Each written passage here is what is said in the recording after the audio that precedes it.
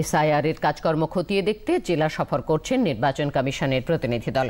গতকাল বহরমপুরের সার্কিট হাউসে মুর্শিদাবাদের জেলা প্রশাসন, জেলার সকল ইআরও ও এইআরওদের সঙ্গে বৈঠক করেন কমিশনের প্রতিনিধিরা।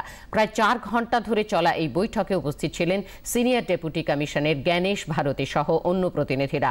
বৈঠকে অংশ নেন রাজ্যের মুখ্য নির্বাচনী আধিকারিক মনোজ আগরওয়াল ও মুর্শিদাবাদের জেলা নির্বাচন আধিকারিক নিতিন সিংহানিয়া সহ নির্বাচন বিভাগের গুরুত্বপূর্ণ আধিকারিকরা।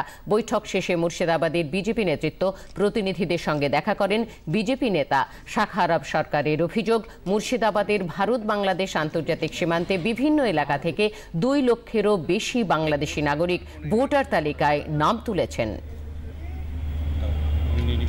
দীর্ঘ 4 থেকে 5 ঘন্টা আজ এই ডিএম অফিসে ডিএম কক্ষেই আজকে বৈঠক হয়েছে এবং এই বৈঠকে আমি আশা রাখবো যে এই জেলায় যারা যারা বাংলাদেশি অনুপ্রবেশকারী আছে তারাও পাশে দক্ষিণ 24 পরগনা, উত্তর 24 পরগনার মতোই এই জেলাতে গতকালকে থেকেই এই মুর্শিদাবাদ ছাড়া হবেন এবং আমিও বিএসএফের সঙ্গেও আমি আগামীকালকে কথা বলবো। প্রতিনিধি দল আজ মালদা জেলায় এসআইআর এর কাজকর্ম পর্যালোচনা করছেন।